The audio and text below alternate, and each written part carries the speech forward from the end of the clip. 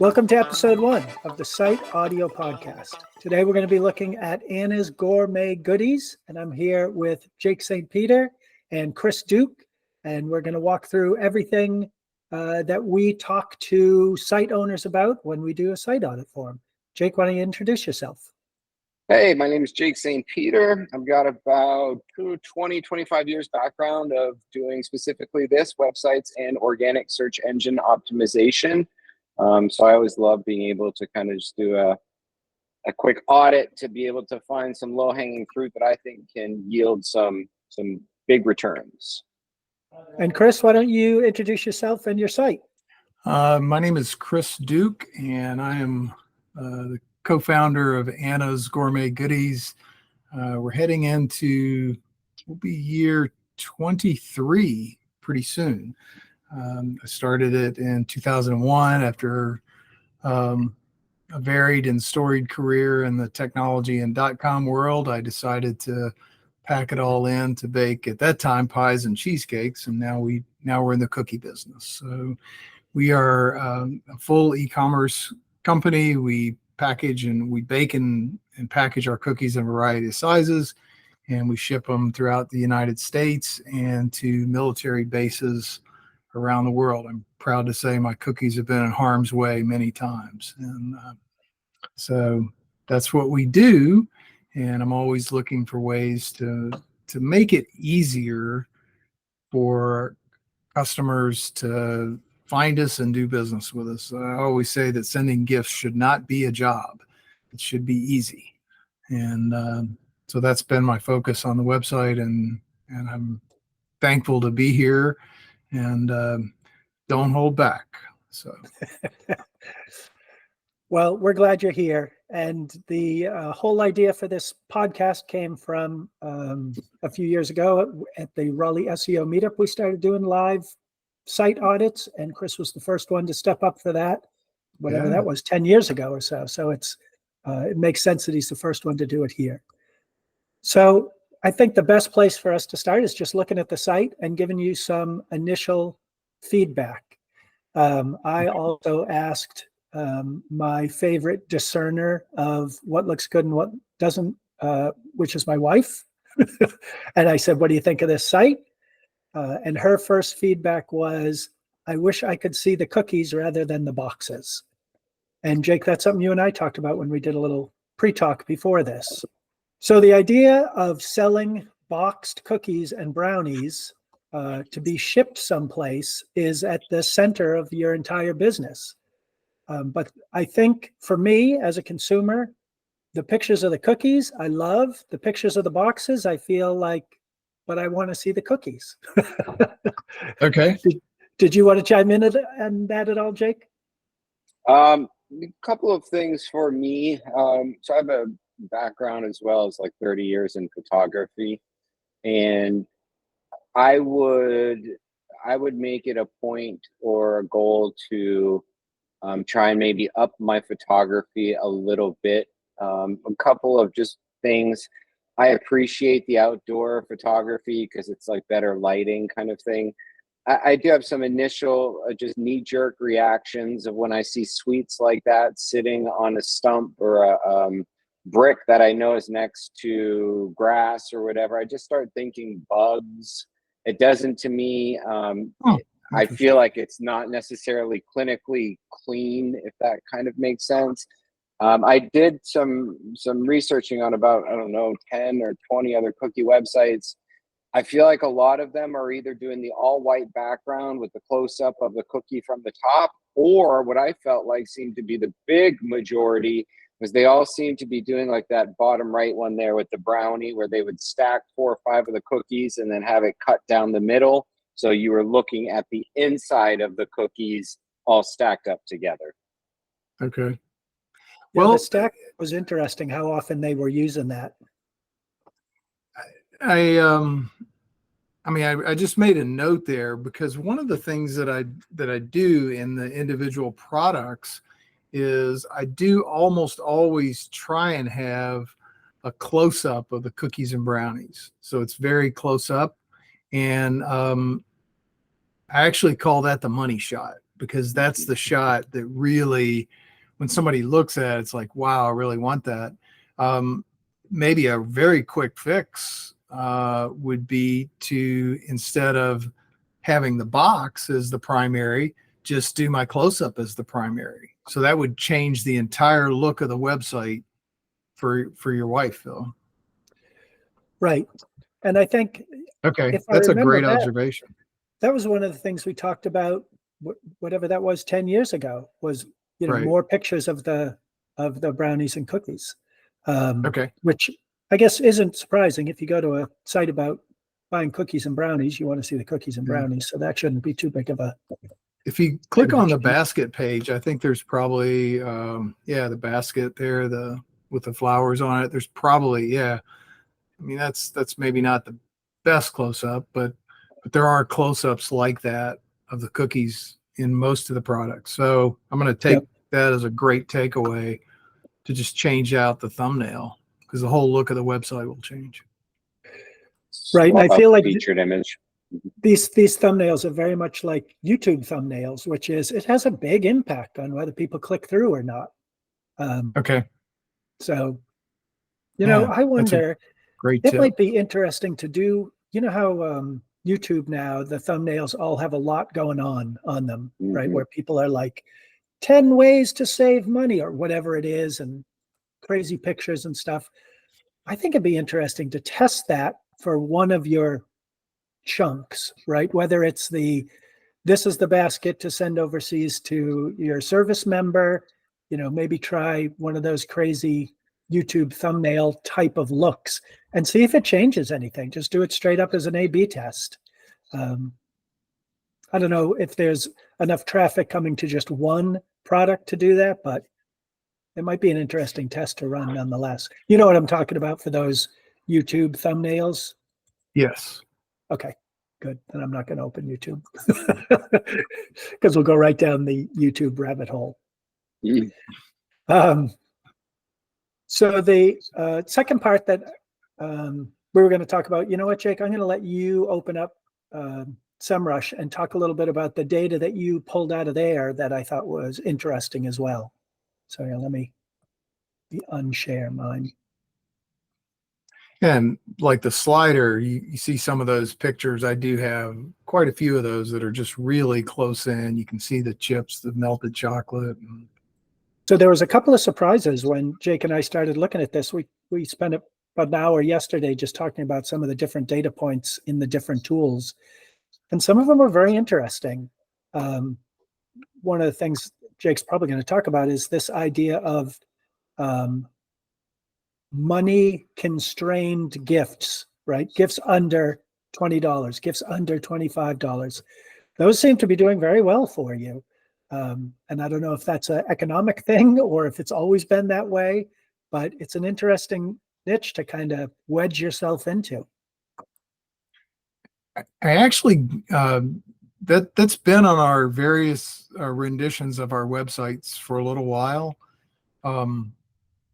And yes, it is intentional that we've done that. I saw a site do that. And I believe that is one thing that's sort of a competitive advantage for us in some ways, in that not being the Goliath type, Cheryl's Cookies or Dancing Deer or Harry and David type organization, where if you go there, you're not going to get out of there for less than $50.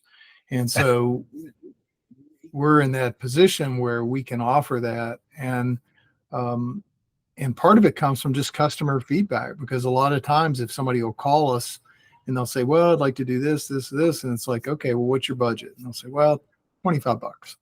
Then that helps narrow in what we can do for them. So that's putting that on the website that way was very intentional. I want people to be able, for our business clients, we got a call the other day from a global accounting firm that wanted to send 65 packages or something. And it's like, okay, what's your budget? And so I want people like that to be able to quickly zero in on what's possible. Right. That makes sense. So real quick, I wanted to jump into the organic keywords that are currently driving traffic to your website. I have Okay. this sorted right now by traffic percentage.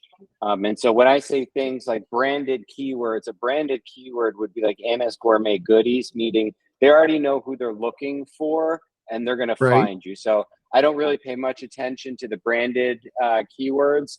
But what I do want to point out to you, and touching on here what Phil was saying, this is doing extremely well for you. This gift baskets or these gifts for foodies, all of these under and over the, not over obviously, but these under pricings are working really well for you. But what I want to point out is that, and we'll go down the list here, is just how close you are to really kind of hitting it out of the park on some pretty big keywords. So right now you got 30% of your traffic is coming in from that branded. But here we've got 13% of the traffic is just coming in under Gourmet Goodies. And you can see like right now you're in position 12. So obviously we can see that like that's the equivalent of the top of page 2 almost. What would happen if we got the key term Gourmet Goodies up 8-9 positions to, you know, being top 5 in Google kind of thing. But next, again, this is branded Anna's Cookies, but here we've got boxed cookies. And then the gifts under, then bag of cookies, and then branded. All of these are working for you. Cookie gift baskets. One thing though that I want to point out and kind of touch on, one of the biggest concerns that I think is hurting the website right now is the lack of not only content, but also good content on like category pages. And so, for example, what I like to look at is from a high level, kind of like what are the keywords that we're going after. And so what you'll notice here is that right now, a lot of the, let's see, boxed cookies. So just boxed cookies right now is going to the product page, the standard gift box of Gourmet Cookies, where ideally we would kind of want to have like a cookies page, a brownies page, and then having all of the other product pages all linked back to that main parent page, which hopefully then we can get Google to start indexing and optimizing that page instead of individual product pages. I don't want to get you off a roll, but I just wrote a note on that, content on category pages. You probably know by looking at the website, I recently migrated this to WooCommerce. I was on BigCommerce for a long time and a few other providers before that, but I hear exactly what you're saying, and it is very possible to put better content on those category pages in WooCommerce. So right, that would be almost the second thing that I would do after really attacking the home page, because right now, to me, there, if I were to look at the available real estate that I could be taking advantage of on a home page, I feel like a good portion of it was missed or not being used. Like this top rated products, there's currently 9 of them. Could that just be like a module that's a little bit down the homepage that has 3 or 6 products? But I feel like we need to do a better job of, first of all, the hero section. That's the slider up here. I don't necessarily love the fact that some of the slides, I just don't think that they're necessarily worthy to be at the top of the website, which is the most valuable and important real estate. But so I would revisit the slides, but then I would come into like a big welcome paragraph that talks about Anna's Gourmet Goodies. Then I would drop down into my biggest problem using this website always was the simplicity, or the lack of, I felt like, simplicity of narrowing down to the product that I wanted specifically. I felt as though all of the products were presented to me, and then it was up to me to decipher from the product titles which ones were which. And then it got really confusing, and I didn't feel like I had my footing. I didn't feel like I knew where I was. In essence, I just felt like products were being thrown at me because I don't necessarily know the difference between the standard gift box, the small gift box. I'm assuming, right, these are all just the sizes, but I started thinking of, could we be doing a better job with the variable products and not necessarily showing everything and closing it down. So back to what I was getting at with the homepage, you would have like the hero section, the welcome paragraph, and then you would have maybe like the 3 options or 4 options of just base simplicity. Like, I'm here for either a chocolate chip cookie, I'm here for an oatmeal raisin cookie, I'm here for a chocolate brownie, I'm here for a gift box, right? Or I'm here to send a gift, or for shipping, or that whole portion of the website. And then so the chocolate chip, because obviously chocolate chip cookies and chocolate chip cookies for employees, or chocolate chip cookies gifts, or chocolate chip cookies mailed, or all of that type of stuff, we want to have a really good chocolate chip cookies page to be tackling those keywords.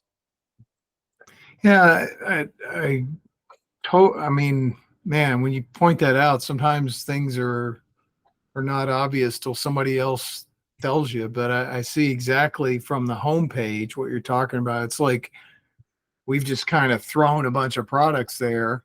You just threw a module in there that had a bunch of random products in it, and it's very difficult as the end user to come in and feel like I see a bunch of different potential options that I could buy.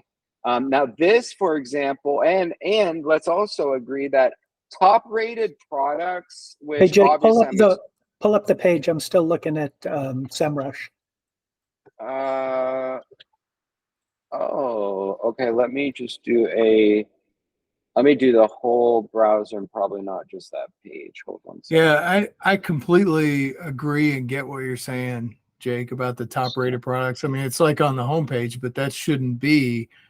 When somebody hits that homepage, I want to help them figure out, like you said, if it's somebody just looking for cookies, or if it's a company looking to send, a bunch of gifts, I want to make it easy to help them figure out. And just having all these top-rated products there doesn't really help them. So I get it. I'm totally into changing that. Yeah, one of the things that I had mentioned is you could almost come to the home page and have 3 boxes. I'm here for cookies, I'm here for brownies, I'm here for both. And then from there, you can start to segregate those paths of how people go from there. Right. So you can see this now, right? Yep, yeah, we can see it now. Okay. So what I was talking about, I'm sorry, go ahead. I was going to say more of it, instead of just, showing up and, oh, here's what I got. It's like more of asking somebody or answering the question, how can I help you? Right. How can I be of service? Which Phil and I talked about a little while ago, I think, but that's really what I try and strive for, is have a site that's helpful. So for example, we can see and we can already tell that Gourmet Goodies has a lot of searches per month, and you're already like top 20 for that term. And I would be like, right now, the title tag on this page is Gourmet Cookie and Brownie Gifts shipped direct to the recipient. So that needs to get fixed. But like that, to me, that whole second part of shipped direct to the recipient, that to me is all wasted homepage title tag keywords. Like, I want that if in fact the goal was going to be to start going after the homepage strong for like Gourmet Goodies, for example, we'd want to start with like Gourmet Goodies - cookies and brownie gifts kind of thing. And then focus the homepage for Gourmet Goodies, and then for obviously, like, just the keyword cookie would be very nice, right? As like the next kind of cookie and brownie and all that. But those might be a little difficult, and it might be fair to just settle for like chocolate chip cookie or chocolate brownie kind of thing. But making those the secondary, the secondary, I would make it be the products themselves. So chocolate chip cookie and oatmeal raisin cookie and the brownie. But then also the whole idea, and maybe it's like you list those 3, and then after that, there's like a big section that's just for all the gift box kind of stuff.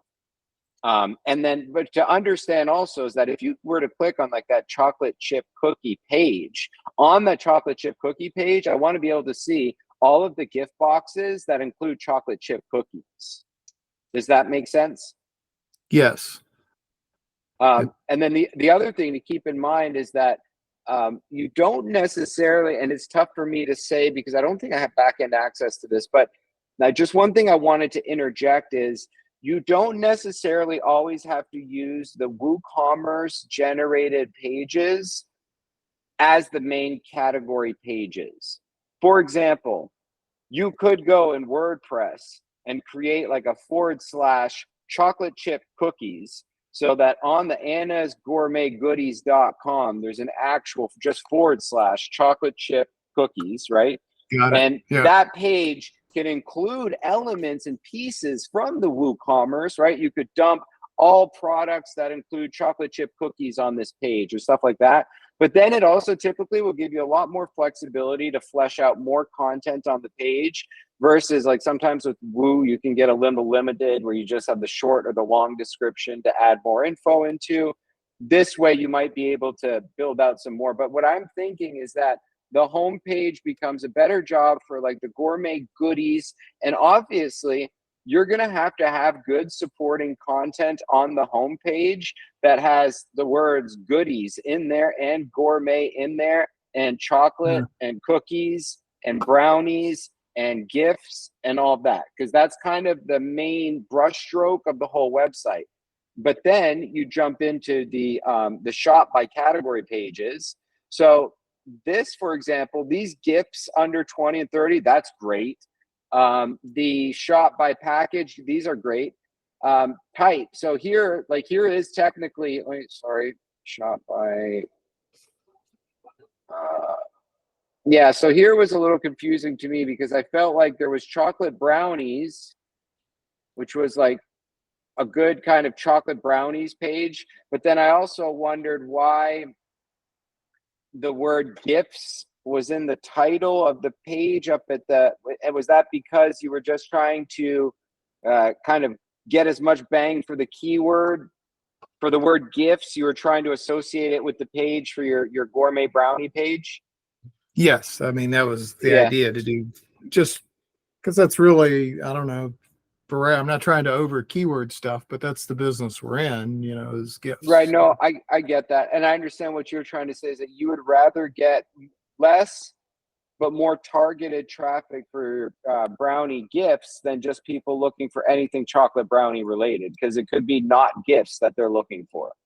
They could be looking for a recipe or something, Right. Recipe we've noticed was the big the big tertiary kind of keyword, which almost if I were aware of that while I was writing the SEO copy, I would keyword stuff recipe throughout all of the copy. It would be like, our recipe has been known for years, blah, blah, blah. We have the best recipe. Our recipe can't be tried. And you know what I mean? Like I would just keep using recipe. And we could show you. Well, wait a minute, Jake. Let me not push jump on the you a little keywords. bit. Yeah. If you say he starts to rank for chocolate brownie recipe or chocolate chip recipe, right? Those aren't the people he really wants, right? They're looking it's for just going to be people. traffic. Right. But it's possible it's the wrong traffic, and eventually, even if you win those words, the bounce rate and of course, Google, the Oracle eye that sees all, will see the traffic's not staying there. And even if you first rank for it, you won't for long, because that's not what the pages are for. But that doesn't mean you shouldn't use it to a certain extent. Right. I was going to say, thank you very much for pushing back on that. I think more what I was trying to explain, and I think probably you'll pull it up and we'll show him here in a bit, is just how to lean on like a Clearscope, for example, to find the keywords that he wants to use while they're writing, so that it can like fuel their brain with the ideas of how to keyword stuff. That was kind of a bit more what I was trying to say there. But I agree. To get a bunch of people coming in on recipe that don't stick is not going to be valuable. I think it's interesting, this whole concept of what you've shown me with the word goodies. I actually own Anna's Gourmet Cookies as well. When we first started the business, we weren't doing cookies. We were doing pies and cheesecakes wholesale for restaurants. And so we named the company Goodies. I wrote a whole story about this on my blog. Literally, my Aunt Lois used to use that word when I was growing up, and I remember it. And whenever we'd make something really good or something, she'd say, "Oh boy, that's a goodie." And so that's sort of the backstory of how this company was named. That is my daughter, Anna. That's her silhouette done by a scissor artist. So I think it's fascinating to me. At one point, I was pretty close to maybe changing the name to Gourmet Cookies, but I don't know. I think this is really interesting information. So the only reason why I absolutely hear what you're saying. The thought crossed my mind as well when I was working on this project of just the naming that you went with. Did you get pigeonholed and all that? And then when I pulled back, I'm like, no, Goodies is good because people are searching for goodies, especially if they put gourmet kind of goodies or anything involving chocolate goodies. Then we know at least they're looking for food and not, because goodies technically can kind of be, I think, kind of a lot of different things. It's not always food. But what I like is that you went with Anna's Gourmet Goodies because you're not just chocolate chips, right? You also have brownies.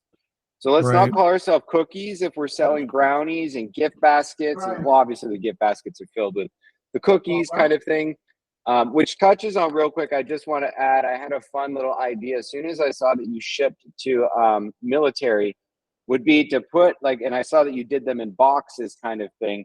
I just thought it'd be kind of cool if you had like military looking green tins that all the cookies would sit in all vertically, and then those would get dropped in the box. So like they pull it out kind of like a little canister kind of thing. But anyhow, that was a side note. But one thing, like obviously though, it just gets too much, is that I feel as though on a lot of the different pages, I feel like every single product is dumped on that page, even including like I saw like a book at one point. I would take a note, if possible, get rid of the pagination here.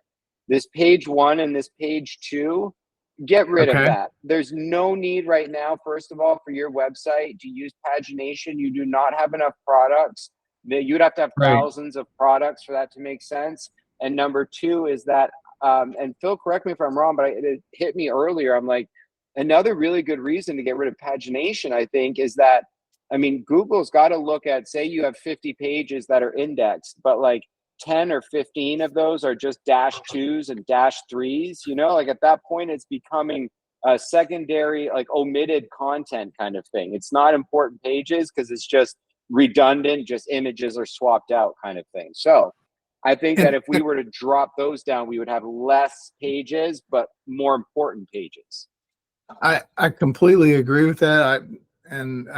Again, it's so cool when somebody points something out that that you sort of know. I've actually, you know, a lot of times I'll go to the website when somebody says, and I'll look for something, and I got to remember to go to the second page, you know, because you forgot and it's missing one item, and that's the one on the other page. And and the truth is, I don't want to have 10,000 items. Most people, you know, I've been doing this a while, as I said, most people don't realize there's a cost to variety, to too many options. You know, a man with one watch knows what time it is. A man with two is never sure. So I love that.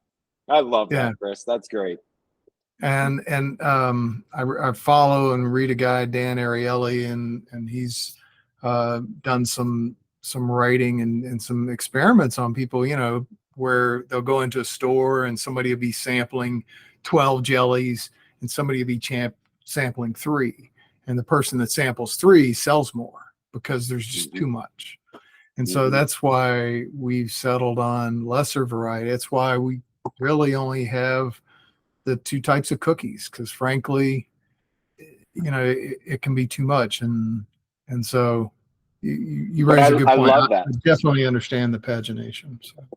I love that when you touch on that, because it just gave me the idea of, even though you don't offer a ton of variety in the products themselves, you offer a lot of variety on how they come. And so, for example, let's just humor me, we'll go back through it, but let's say you had the hero section again, you had a paragraph of text with a welcome, then say these are like the top 3 products of the chocolate chip cookies, the oatmeal raisins, the chocolate brownies. Then like further on down that page, you could have like a section for each one of them. You could have the chocolate chip cookie section.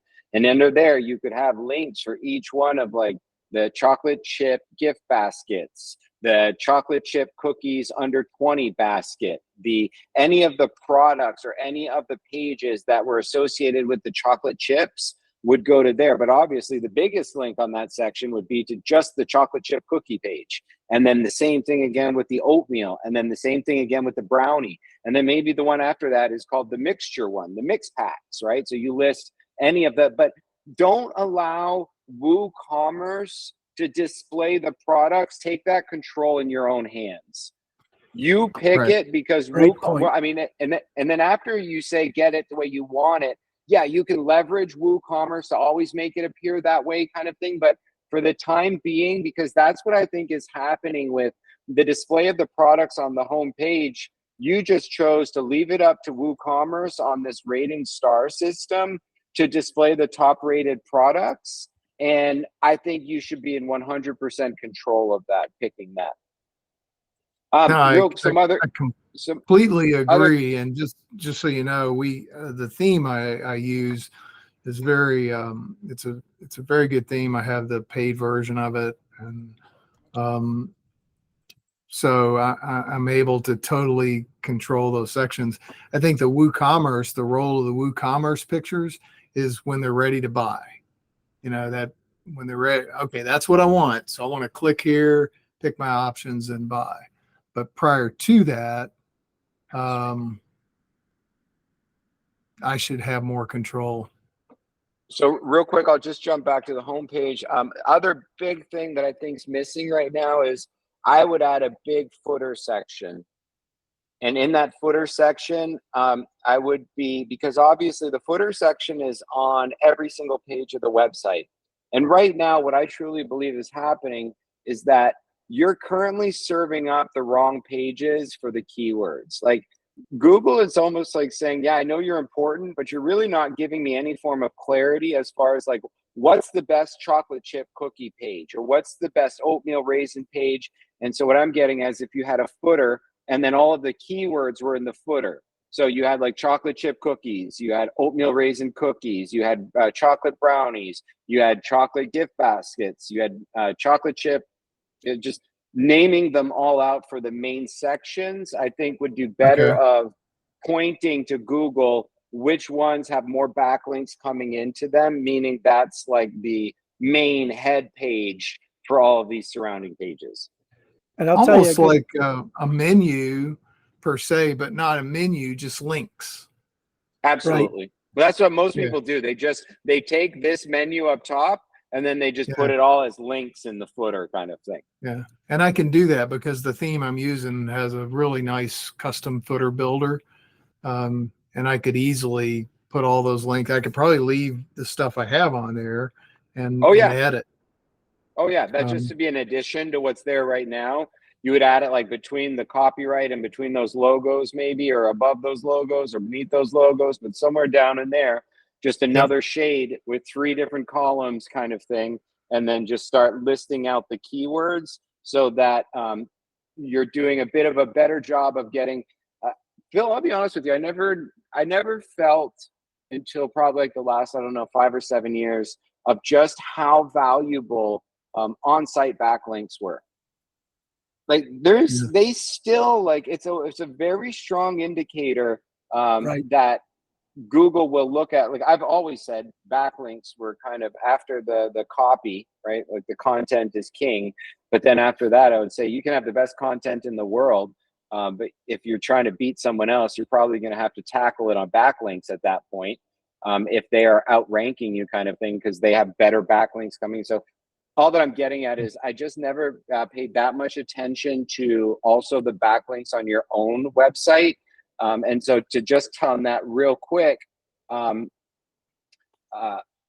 whenever, like, obviously we've discussed the product pages and the category pages, they all need more content.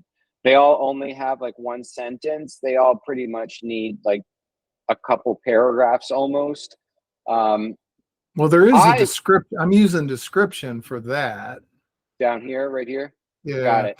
Sorry. Let me go back to the footer thing. Yep. Again, I just so much appreciate having somebody else's eyes say this, but personally, when I'm, vetting a company or looking for information or something like that, it's pretty common for me to go to the footer and look just for the whatever. I'm a big believer in having the sticky menu at the top. I really I intentionally like sticky menus because that way I don't have to scroll back up if I want to use the menu. But on a personal level, I often use the footer just to find what I'm looking for, because I know if I go there, I can see everything in like one quick link. So that's a great suggestion. Great suggestion. Jumping into just the product pages real quick. The product pages just are not working for me at all. They remind me of when I used to own a company with a programmer. This is kind of like what my programmer would have for a design page. All of this, right? All of this top section, I just get lost in all this, and I get it, right? It's the cookies and it's the backlinks from. It just, to me, it gets way too busy up in this area and way too busy up in this area, and I felt as though there was so much. I didn't know if it was possible with this plugin to maybe do drop downs here that show the colors as well.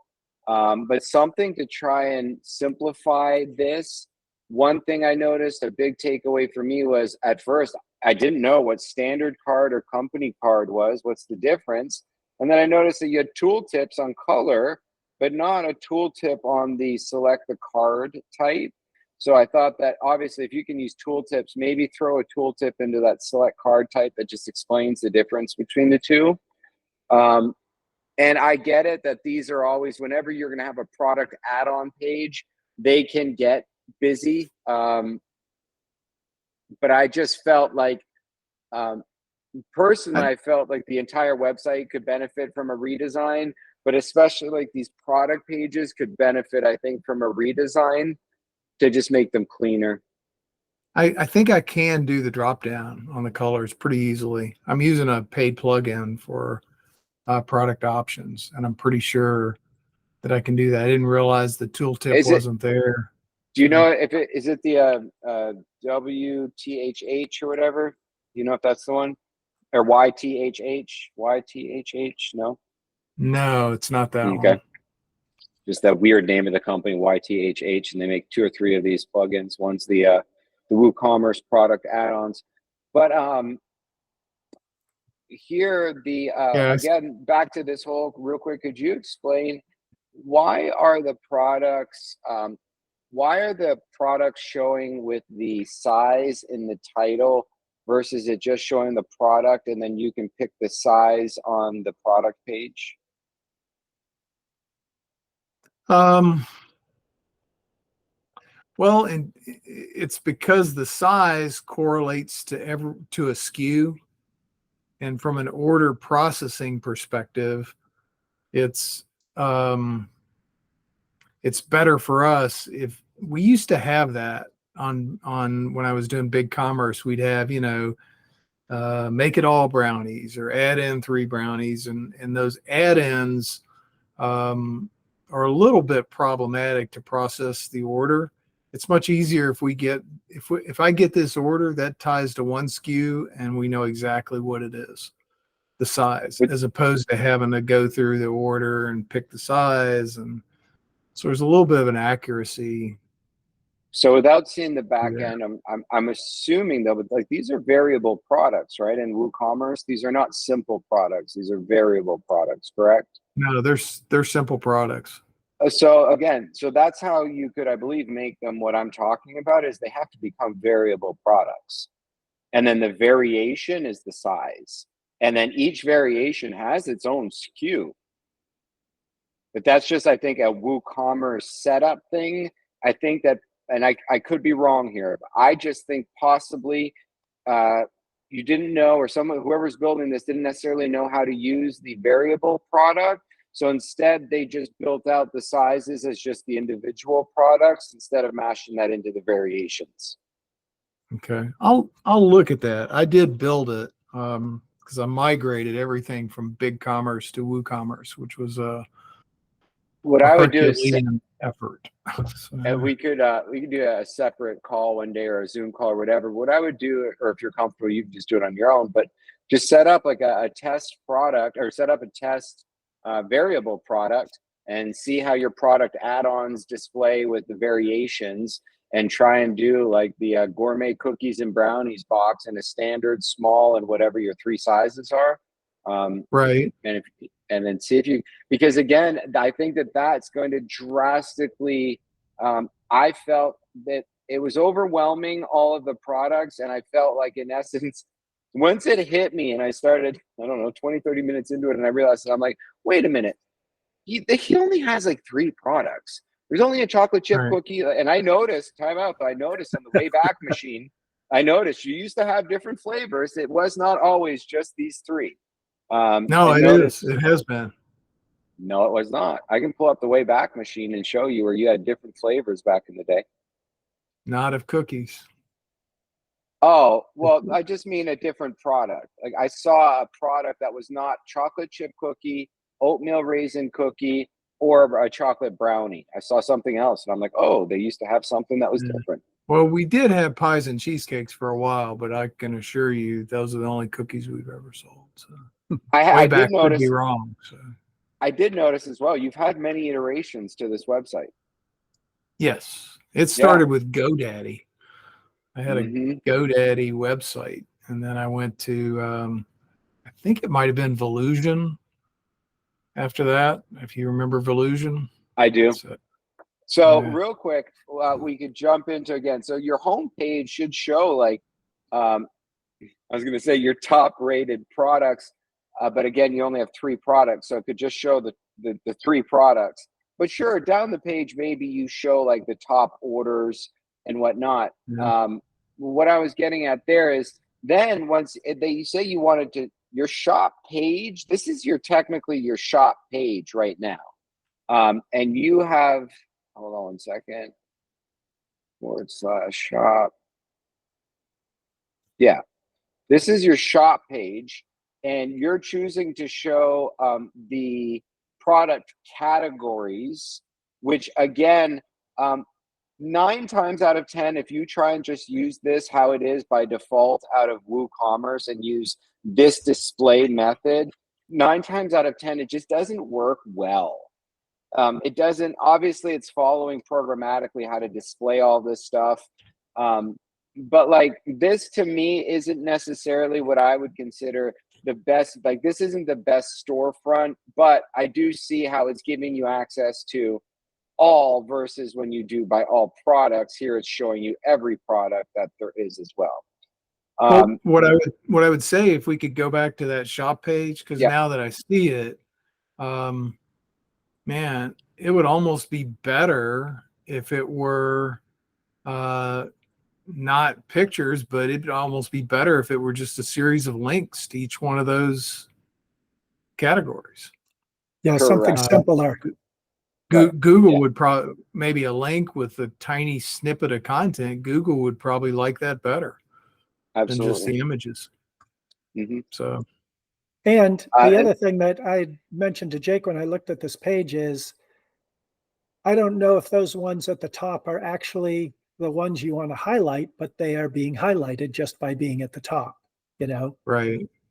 I can't remember the sort on that, Phil. If I don't, but I can, you know. But again, I would almost start thinking outside of the WooCommerce. Like, you immediately went to what's the sort order.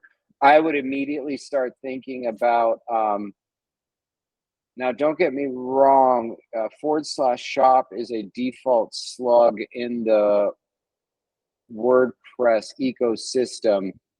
I'm trying to think of what your display options would be here for the shop page. And how much customization can we have? Like, for example, I feel like it's unfortunate that this page is missing a hero section, which has like a nice close-up big shot of something like a basket or something. Doing the other thing here, price under 20. This. You're doing really good with this page here, this cookies for college students.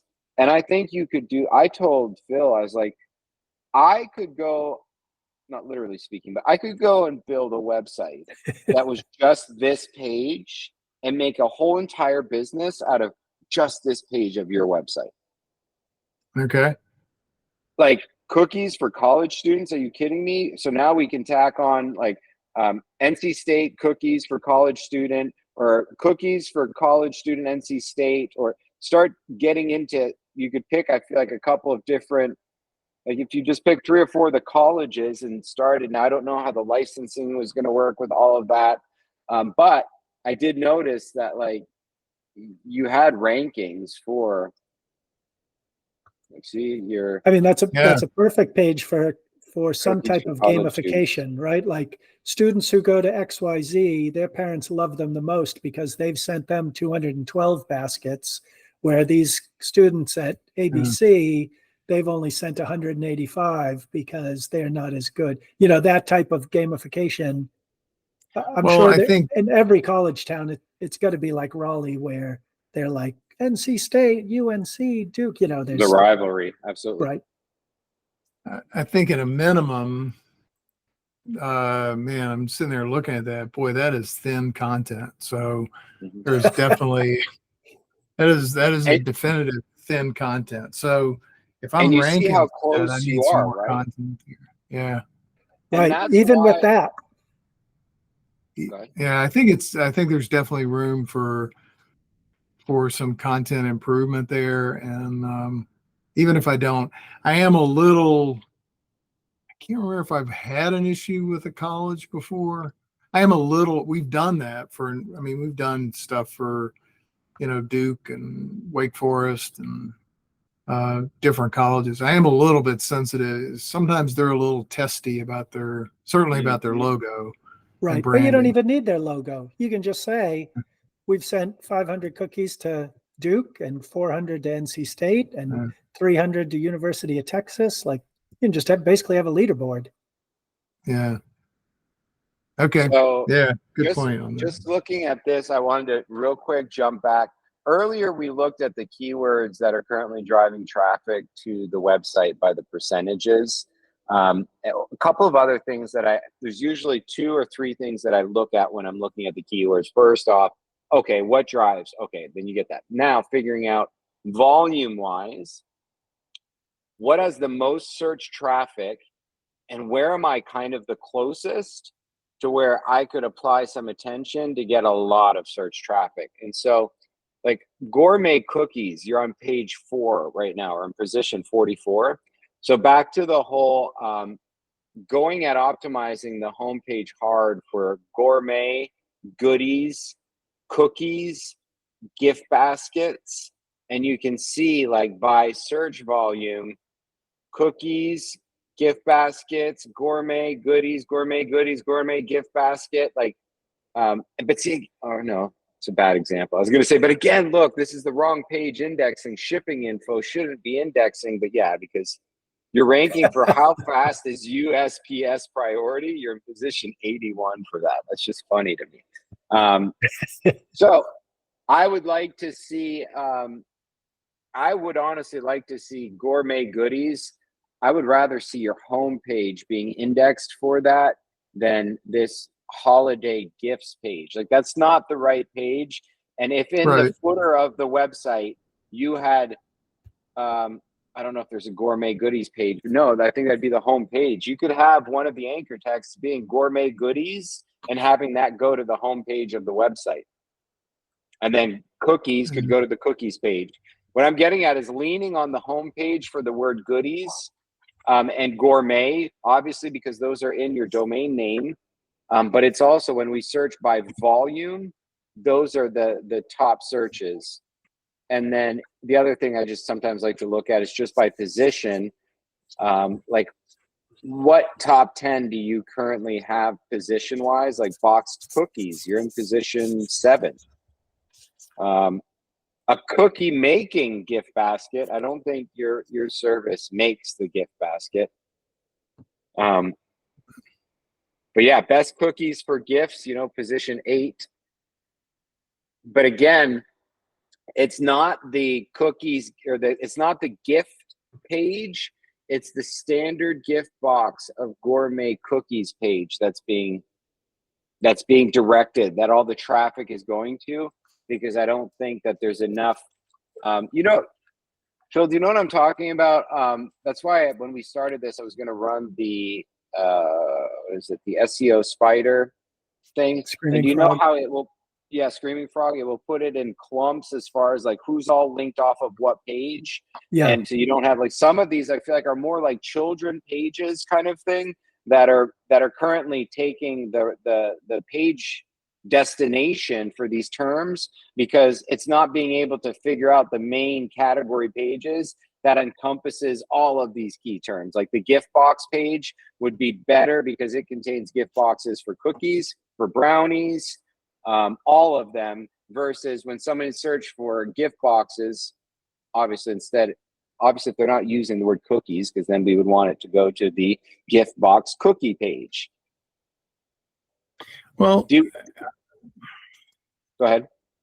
Oh no, I didn't. You were on a roll. I wanted to, I was gonna ask Phil what he thought of. Do you think it's worthwhile to create not only the gift box page, but also a chocolate chip cookie gift box page, and then also a brownie gift box page on top of the chocolate chip cookie page and on top of the brownie page, kind of thing? Well, I can't remember which page it was, but the one that had, I think it was the brownies page, that had a little extra content at the top. There was a paragraph saying that it had won an right award. here, cookies for events. No, sorry.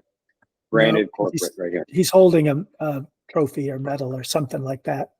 that's the brownies. Brownies, yeah. I think there's an opportunity to do something like this page on a lot of the pages. Yes. But I still think it's going to be a step down. I want cookies, or I want a mix, and then I want a big mix, and then I want them sent to my house or to the military or to a college or whatever. It's going to be, to me, the flow has to be what I want, how I want to package it, how to get it out the door. That to me makes the most sense, because what people want first is to pick out what goes in the box. And I think by putting the box too early in the consideration flow, like you were talking about a little bit, like, oh, I got to figure out, do I want the standard box or the big box or the corporate box? I think that can sometimes slow down the buying clicking, right? Like, don't get in their way once they've decided they want 12 brownies. Just get out of the way and let them pick it. So that's how I think about all that stuff. If there should be separate pages for content, I can get on board with that. But I don't know if you need a separate page specifically to sell from as much as to explain things, if that makes sense. Yeah, I just made some notes on the results that we were looking at, and if I had to, I'm kind of stepping back and saying, what is the lowest, what's the lowest hanging fruit that I could change? And based on our conversation so far, I think the photo shots, take it away from the packaging and make it all the close-ups as the thumbnails. That's an easy one. The second takeaway, I think, is the homepage and this stacking all these products on there. It just doesn't make any sense. I think if I took your suggestion and maybe have 3 top rated products at the bottom, but in between the hero and that, have a whole block of text there where I have some descriptive that uses some of these terms that I'm ranking well for, just not to the right pages. Like We make the best cookies for gifts. We put them in boxes so they're easy to ship. I mean, I'll work on the content piece of it, but in other words, take some of those things that I'm actually ranking pretty well for, some of those words, put them on the homepage in the description to help people understand, oh, this is why I'm here. Well, I am looking for boxed cookies that are easy to ship. Oh, okay. You guys Right. can do that. And then direct them from there. I mean, I could, create some other pages, and I'm not sure about creating separate pages for chocolate chip, oatmeal raisin, and because the idea is they can mix them with any gift. So that may or may not be helpful. But so that's the second low hanging fruit. And then I definitely think there's a possibility to look at, I am going to visit the variable product to see if I could create a product that had 3 SKU. In other words, a box of chocolate chip cookies, and I could have 3 SKUs. SKU 1 is a small box, SKU 2 is a regular box, and SKU 3 is a large box. Then that makes the back end of what we're doing easy, and it may well make choosing what somebody wants easy, because they know they want a box of cookies. And then when they go there, and I have seen this on other sites that have done that. Like I say, when I migrated things, I took the short route and created separate SKUs for everything, but we could actually reduce the number of products, which would also help with pagination and all of that. It would be a benefit because it would make it faster and easier. So I want cookies and brownies. Okay, we got a small box of cookies and brownies, we got a regular box of cookies and brownies, and we got a large box of cookies. Right. Right. As a variable product, and each can have their own SKU. Yeah. Let me so those are low hanging fruits from our conversation. Let me show you one other good low hanging fruit for you. Here, Jake, I'm going to take over sharing for a sec. So I'm going to show you my favorite tool that I've been using the last couple of years, which is called Clearscope. Here's Clearscope. And this is, I've got 2 versions of it. This is your current page, or at least it was a week or so ago when I pulled it, for gourmet cookies. And what Clearscope does is it goes out and it scrapes the first few pages of Google and says, of all the high ranking pages, then you can see over here on the right, these are the terms that they're using. And if you want to rank with them, you should probably be using them as well. It's basically the whole concept behind the tool. And then as you use them, it highlights them. So it says the most important thing for any page that's ranking for gourmet cookies is chocolate chip. And this little H means it's also being used as a header. But it tells you it's typically used between 2 and 4 times. Down here, you can see brownies as 1 and 3 times. And then it gives you a grade, typical grade like you got in high school between an A and an F, and you are at C-. So that seems terrible, but I can tell you that when we started using this, when I was at IBM, almost all the pages we pulled up rated about a C, because C is normal. I'm writing a page and I'm not really thinking about SEO. That's what a C is. So then I took this second page and I said, I just went, so this version history, you can see I've got a couple here. I did one in ChatGPT and one in Claude. And I said, write me a web page on gourmet cookies. And I just took exactly what it said and put it in here. And it gave me an A-. So this is a lot of stuff to have on there. And you don't even have all of this. You don't, well, I don't know, maybe you do offer gluten-free, but there's stuff in here. Peanut butter, you don't do a peanut butter cookie. Nope. You don't offer cupcakes. So there's some stuff that you won't use, but as a tool to just be like, oh, I should definitely say chocolate chip and I should call them gourmet cookies and I should mention the browsers. And maybe I say, we don't offer peanut butter cookies. You know, you can do stuff like that. So I love this tool.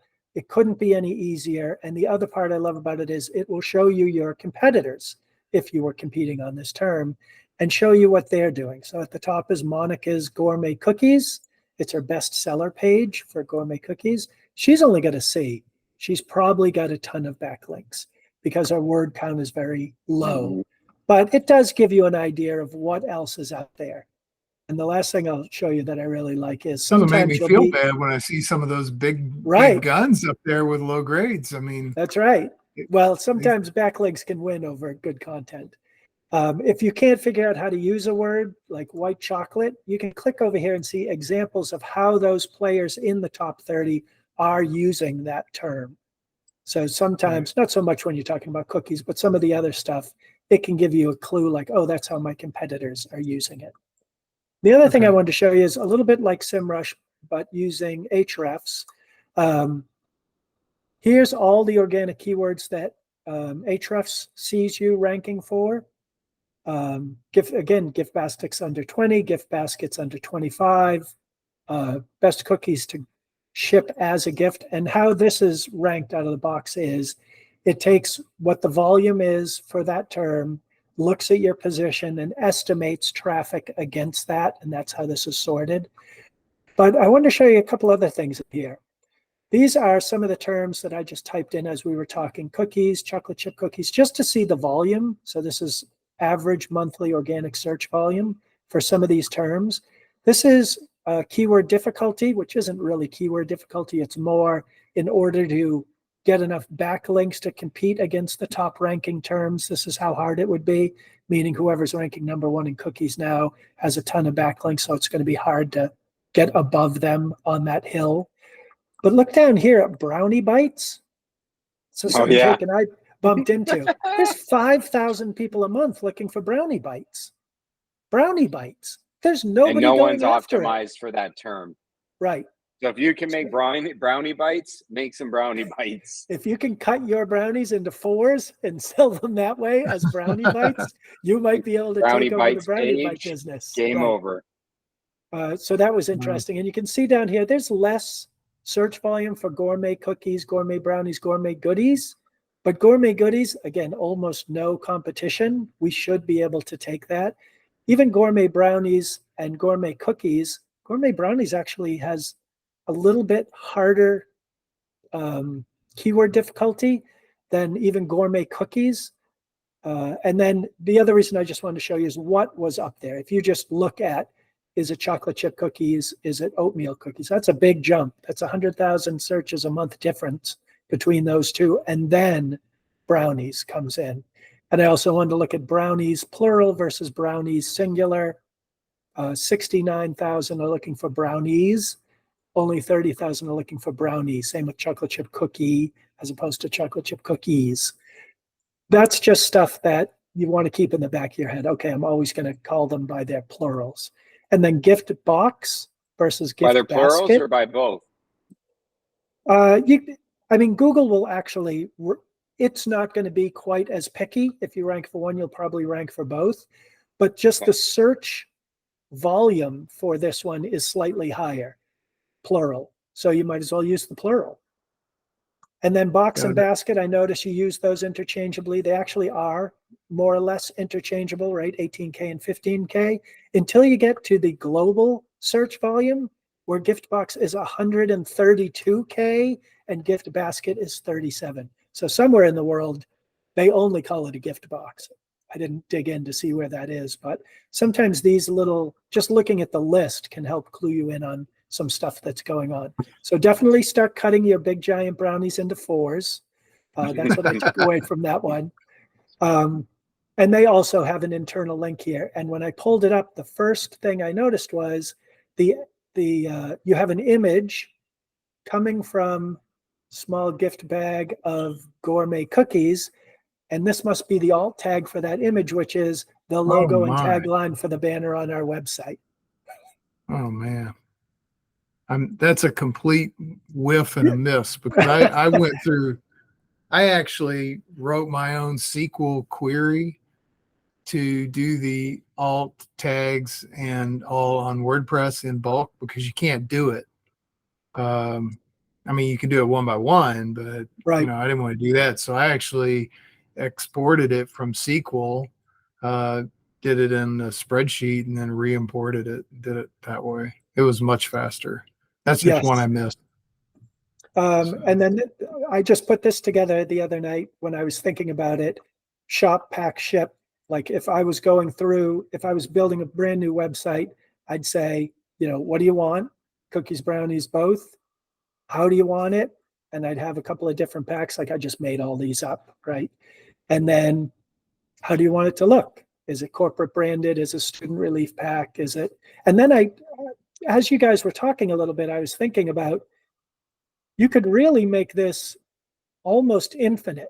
Is it a celebratory package? Is it a get well soon? Is it, you can start working on all of those to build packages to give people an idea. I remember when I first got into the web and I was working at my first agency, so this is 98, we worked with a florist and came up with an idea to sell his dead flowers. You know how when you go to the supermarket now, it'll be like, these are pretzels that broke, or these are chips that were overcooked, and they don't care anymore. They just sell everything. So the florist was saying he has flowers that die. And we said, you could sell those cheap as an FU gift for people. Like, I hate you. Here's some dead flowers. And he was on board with it. He never actually implemented it, but we did a lot of work, and we actually talked to people and said, would you ever do that? And about 10% of the people we talked to said they would send basically FU flowers. So don't think that you couldn't add 50 more of these type of, what are you sending those for? Because sometimes just giving people the idea will help them pull the trigger. Earlier, you said something to the effect of, oh, well, I don't know if I would build the chocolate chip cookie page, and I don't know if and I think that what we're seeing is that you absolutely need to. Like when we were looking at the search volume, the top search terms that was up in Clearscope, I think it was, but was chocolate chip cookie. And the next one was like oatmeal raisin cookie kind of thing. And so those really need their own pages, because obviously I think that you very easily can go after the gourmet goodies, gourmet brownies, anything with the word gourmet is going to be pretty easy for you to attain. I think the stuff that's going to be an uphill battle that you're going to have to work at, but it's going to have a big impact if you start ranking, is things like chocolate chip cookies. But I also agree, Phil, what you're just saying is that any which one of those reasons, like get well or I hate you or whatever it is kind of thing, becomes an additional search. So what I would do for that is any one of these tools, Phil, and we've just type in like gift box kind of thing and go look at all of the supporting keywords around that and pick like 10 of them, and then go build 10 pages that are like, I hate you, chocolate chip cookies gift. And, that type of, it's a bad example, but any of the get well soon chocolate chip cookie gift basket, new home purchase, or welcome to your new home gift basket chocolate chips. Your kid just got baptized, chocolate chip cookie gift kind of thing. Like, I don't know. I would want to see some data as far as what are the good keywords, because I'm just reaching right now, but leaning on those and building pages that would accommodate them. And the truth is, this could be that chocolate chip cookie page, right? When you go to shop and by type, one of these could say chocolate chip cookies, just like this one says chocolate brownies. Absolutely. I thought that and earlier. Then that's where you have that content. It doesn't have to be like a blog post or 2,500 words. It's just a place to have all your chocolate chip cookie content. Well, and I'm going to back up a little bit from what I said when I said earlier, I don't think I need a chocolate chip cookie page or an oatmeal raisin. Maybe I do, if nothing else, to sort of tell the story more in detail about the product and the recipe, as opposed to in the product descriptions. I do that a lot in the product descriptions, and I definitely know I have a duplicate content problem. So we haven't touched on that, but a lot of the descriptions are the same. But there is a really cool story to the chocolate chip cookies, and the flour we use is from Lindley Mills, which is probably the oldest family-owned business in America. They were founded in 1755. They were a business before we were a country. So, and I go there and buy the flour. Our oatmeal raisin, we use, organic whole rolled oats, not the Quaker stuff. And we actually grind the cinnamon fresh, because when you grind fresh cinnamon, it releases all the oils as opposed to buying the dried up stuff. The vanilla we use is from Cook's. It's a third generation company in California, and Josephine is the owner, and so there's probably room to have each one of those pages not turn into a blog post. I have blog posts that tell the whole story, but just put some of that content in there and weave through some of these other things into that. So I'm going to back up a little bit on those pages and say that's probably a good place. And then create those as separate pages. To Jake's point, gourmetgoodies.com, whack chocolate chip cookies and whack oatmeal raisin cookies and whack chocolate brownies. And then from there, if I want to link over to the WooCommerce, pages with all the pictures, maybe that's okay. So couple of things I just want to hit on real quick, because I know we're getting close on time, just the end of my notes. The shop all page, maybe add some type of a filtering there on like the left-hand column where people this would show like all products, and on the left-hand column, you could have like gift boxes under 20, gift boxes under 50. You could have events, you could have get well, you could have whatever, a different way where people could just see all the products and then quickly be able to select through a filtering system on the left-hand side. And then the HTTP issue that was brought up earlier. So first of all, just a heads up, on your LinkedIn page right now, your website link that's associated with the page is HTTP, and it's not resolving right now. So I would definitely get that updated. But I think also like that explains why, is because you turned off something with HTTP. Yeah. Which yep. So I would check that as well. I may actually rethink that and get rid of that. That's a configuration setting in my Apache comp files that I can very easily undo in less than a minute. So were you dealing with a lot of like spam? Was that your problem? Well, it was just bogus traffic, looking for garbage. And so I did it as a little bit of an experiment, but I might undo that. That's a 5-minute project to redo my Apache configuration files. So, and then here real quick, I'll end it on like the as the hero section is rotating up there. Like I think right now there's like 5 slides in there. right. I would probably focus on, again, like we've talked about, my top 3 products, which would be like, I would have a slide for the chocolate chip cookies. I would have a slide for the brownies. I would have a slide for the gift boxes. Maybe that's the first slide that pops up, like order gifts. And then the next one's the chocolate chip cookies. But things like the ingredients and the working from home, I just don't know if that's the best spot. And I didn't like when I hit the home page where it's showing all the purple from that box. And my initial thing, I'm sorry, I've almost even forgot about it at this point, and mainly I'll explain why I've forgotten about it, is the branding.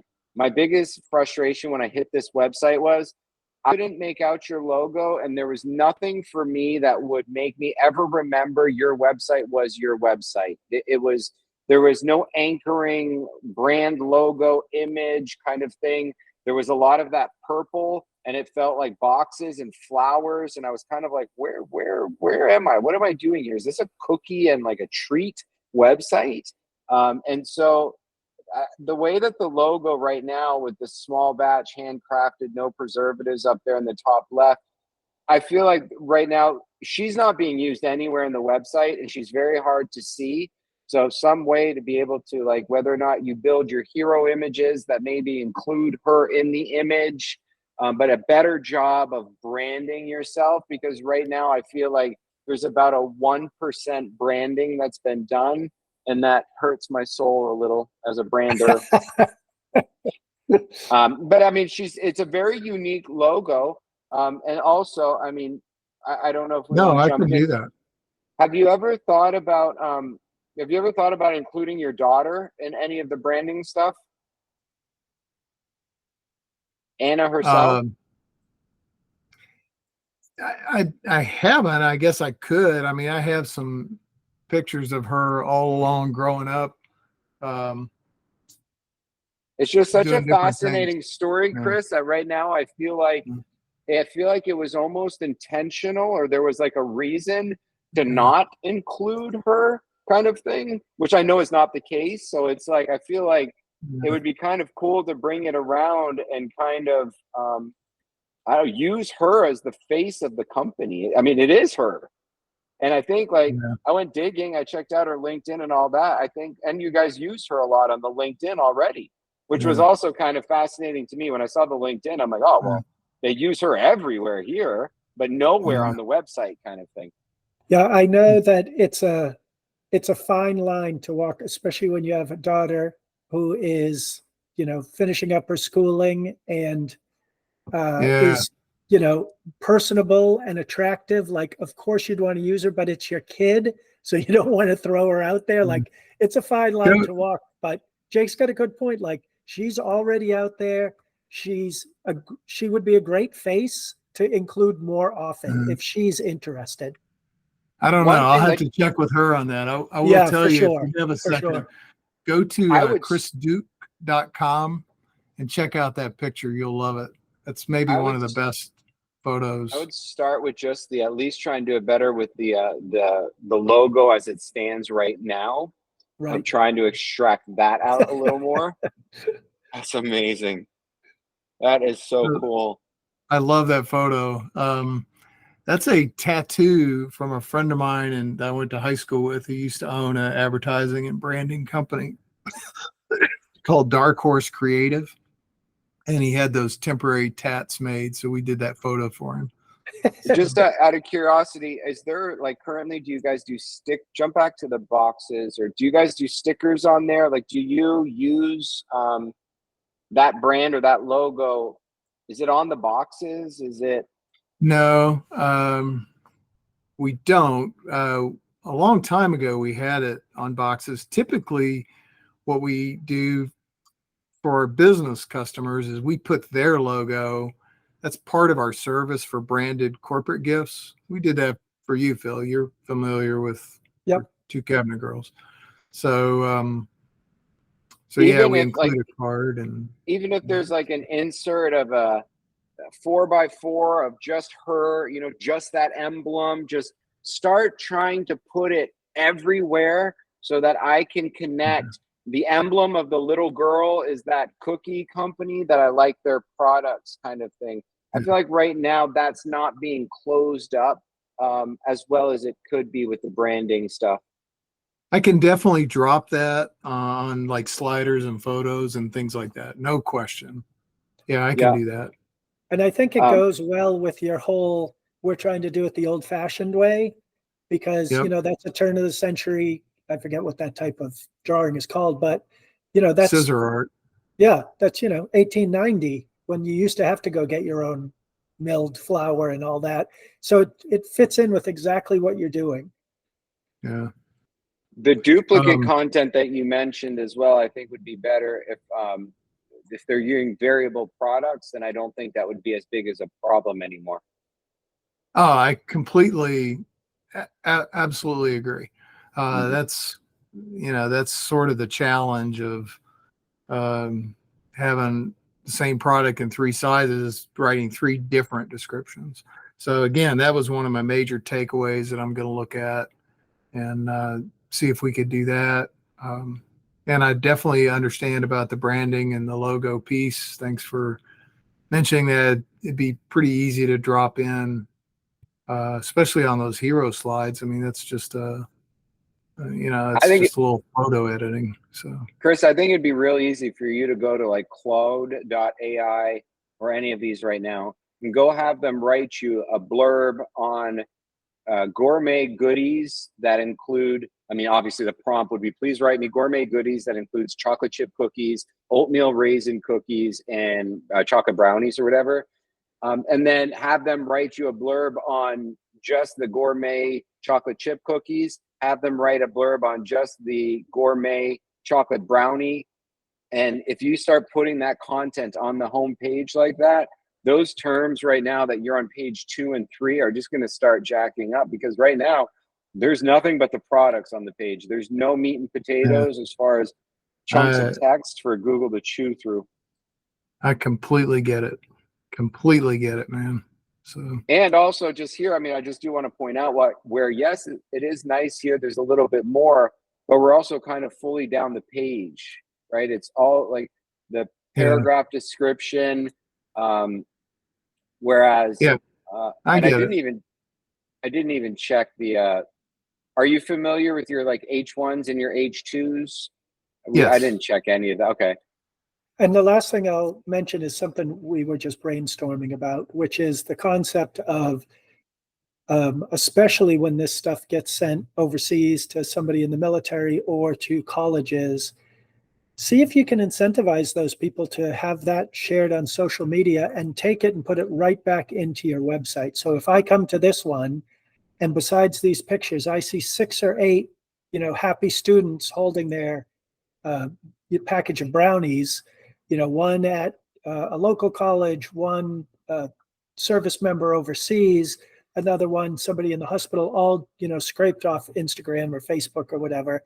That's also going to make me feel like, oh, look, there's other people just like I'm doing. And look how happy, Susie is that she got her box of brownies at school. If you can do that with something like, if they share that, we'll give you half off the next, or whatever it would be, 10%, 20% off the next order that you do, or we'll send them a free cookie on their birthday, something to incentivize that. I think that would be a great way to get pictures that you can just continue to layer on this page, because it seems to me anytime you have food, it's all about the food porn that you can put on the page that's going to help people to convert. And happy people eating cookies and brownies is about as good as it gets for making people feel like they should buy something. All right. Well, I'll do some research on how I can get that type of data. How I can get people. Also, we're a little bit cautious about putting too much in the box to say, because we actually have one customer who always, when she orders, said, "Don't put any advertising in the box." I'm like, okay, but no, there's probably a way to create something. We do put a little business card in each box with a saying from Robert Fulghum, the author. Cold milk and warm cookies are actually good for you. He's the guy that wrote Everything I Need to Know I Learned in Kindergarten. And then some instructions on the other side about how to reheat them and stuff. So maybe we can modify that a little bit and say, man, we'd love for you to share your picture with the cookies or something. So I'll think on that a little bit. Yeah. Maybe adding a checkbox to the products that say like, white label this, or white, I don't include something where you could go hard and include a bunch of stuff as long as that didn't check that box. Just an idea. Yeah.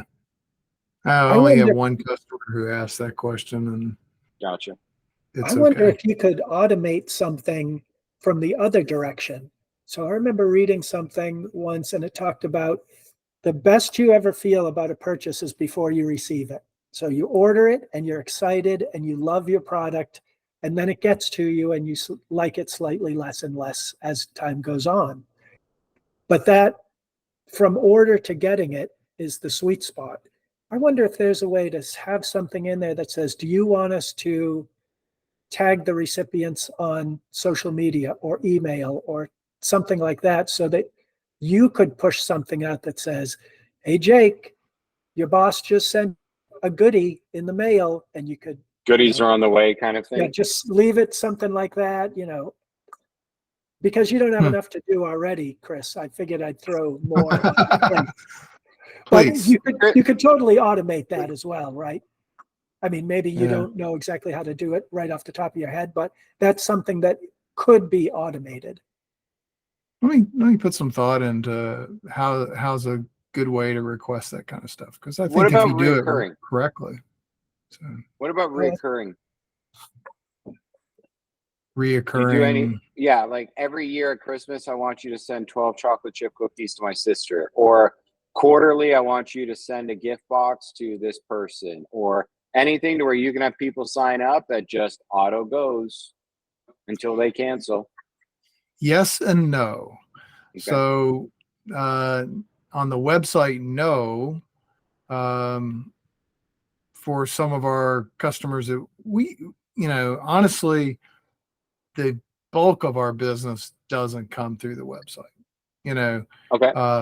Honestly, we had this accounting company call us yesterday, global, huge organization that wanted to send 65 packages to employees all over the country. They're not going to do that on the website. Right. We have financial planners who will send us a list of their clients every month and their birthdays. And so we ship, we figure out how to get it there approximately by that. We actually call that managed gift services. So we have a way and a process we've defined so that somebody could send us a list and say, here's all my birthdays for the month. We have one company that sends their employees for the year. And so we just send out a birthday gift to their employees for the year. So those are not done on the website. But to answer your question, yes, Okay. we have both the process and the technology, and I'm a real process fanatic. So I've developed systems that allow us to do that. And I'd love to do more of it because Maybe that's the that's kind of something you business could we highlight on the really website. want. Yeah. Yeah, because I bet there's people who have gone there and thought, oh, I'm not entering all 50 of my employees in here. That's a pain in the neck. So maybe there's a page on there that says, are you a square peg that doesn't fit in this round hole? Basically, we can still take care of you. Yes, we do have a template, but it's not done in such a way, Phil, to your point, that really hits somebody. What it needs to be is managed gift services, and that needs to hit them. So, like to your point about, birthday, anniversary, sympathy, blah, blah, blah. So what if there were a way to send your customers, a follow-up gift one year post or 6 months post or something like that? Do a better job of explaining that, because that's really the business I want, because Right. that business, it's in the books. It's like a recurring revenue thing. It's on the books. I already know, this financial planner that sent us 30 birthdays for June. I've already got 30 packages done, and so that's the business we really want. I mean, That's right. it's Say, cool. how can you do more of that business? I know it's cool when somebody goes and orders a birthday gift. We have a few customers that we just dearly love, who are just really nice people, and they'll order, something on the site, and that's great. We love that.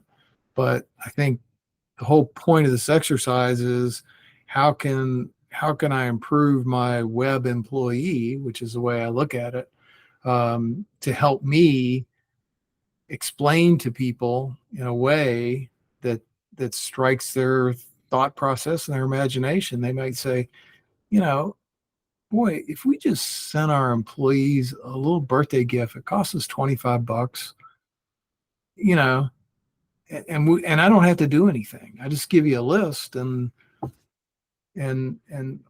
miraculously on their birthday, this box of really nice cookies, it's got our logo on it, it's going to show up, it's going to say, hey, we're thinking about you. How good is that going to make them feel? Hey, Chris, have you thought of making a cookie API that could tie into Slack, where you could recognize people right in Slack by having cookies sent to them? Should I put a request on my LinkedIn page for an app developer? Well, I'm trying to think, like I know at IBM, right? 350,000 people. There's people saying thank you all the time. What if when you said thank you, the Slack bot said, would you like to send them a cookie? Right? Yeah. There's got to be a way to tie into that somehow. I have no idea how, but those tools that big companies use to communicate or to do yearly reviews, like all of that stuff, maybe there's an API opportunity for you there of just inserting yourself, because I don't think anybody else is doing something like that. Like, why hasn't Mrs. Fields thought of that, I've actually explored that. Do you remember when Starbucks did a thing where you could tweet a cup of coffee? Yes. Yeah. It never went anywhere. They ended up killing it. I actually bought Tweet a cookie at one point. So I have thought of that in the past. Technology, as we all know, has changed a lot. Yeah. And no, I haven't thought of it doing it in Slack. I use Slack and know about it. That's interesting. I could envision building a serverless app in Amazon Lambda that sends data to an API point that That's right. goes someplace and does what I want it to do. I mean, I've built stuff like that before. But to answer your The reason question, no. I thought of Slack is because it already knows about most of the people, at least when you're using it in a big corporate environment. It already knows, oh, there's Chris. He sits at desk 22B, in building 17 on the campus, at zip code XYZ. So I think a lot of it could be taken care of by the corporate, headmasters there, where you're just sending the cookie part. But That's interesting. just an idea. Well, I need more to do. I have so much downtime that I You just need appreciate a couple of interns. Yeah, and my wife will appreciate that too. So I'll tell her it's all Phil. Yep. So, all right. Any last words from you, Jake? The only thing that just kind of hit me while we're talking about all this, to give some personalization, is maybe try and see if you can embed something from your Facebook page on the homepage. Oh, that's a good idea. To show some personalizations, like when I scroll your LinkedIn or your Facebook page, I get a totally different experience than what I get from your website.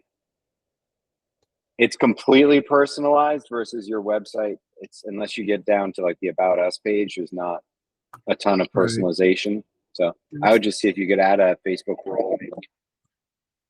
Okay. Yeah, that's a good idea. Lots of good stuff on your Facebook page.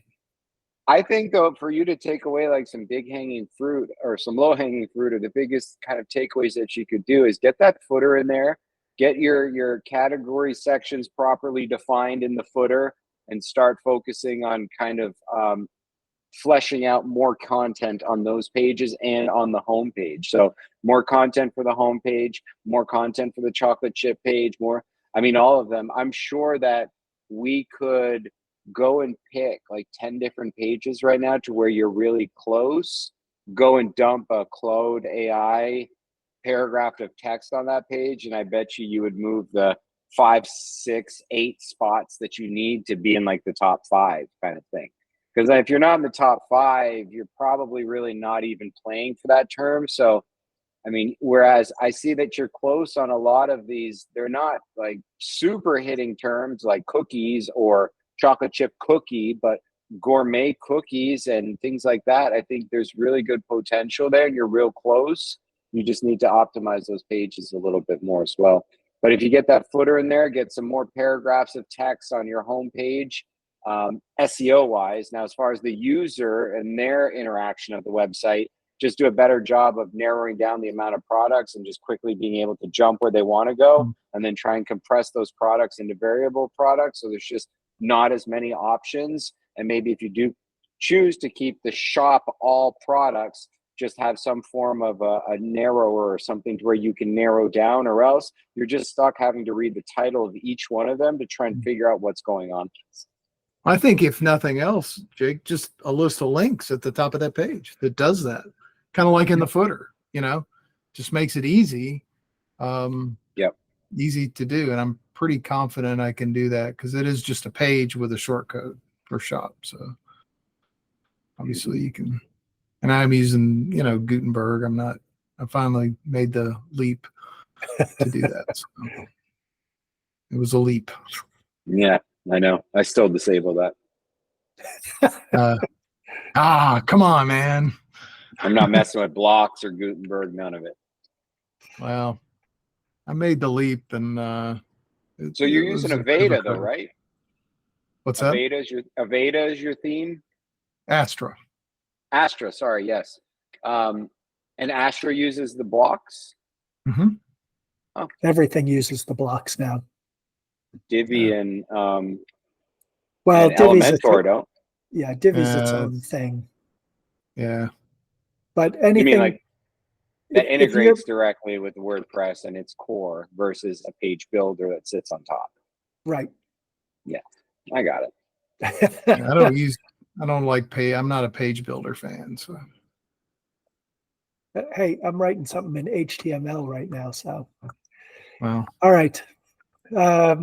So that's it. So now the next thing for us to do is to check in with you in 6 months when you're on the beach with millions of dollars from selling brownie bites, which is going to change everything for you. yeah. Brownie Bites is the winner today. Yeah. Remember, Debbie, it was all Phil's idea. All you got to do is cut one brownie into 4 and instant Yes. brownie bites. That's it. Oh man, this has been great. Thank you guys very much. And I think it's been very valuable, especially, again, sometimes it's just a different set of eyes and a different perspective. For sure. And I think there are definitely some low hanging fruit things that I can change to improve it and make it better. Moving from BigCommerce to WooCommerce was definitely a positive. And I think now that I've got a little perspective, I can roll up my sleeves and get to work. Excellent. Well, let us know if there's anything we can help you with. I will do. Great. I will do. That ends the first one.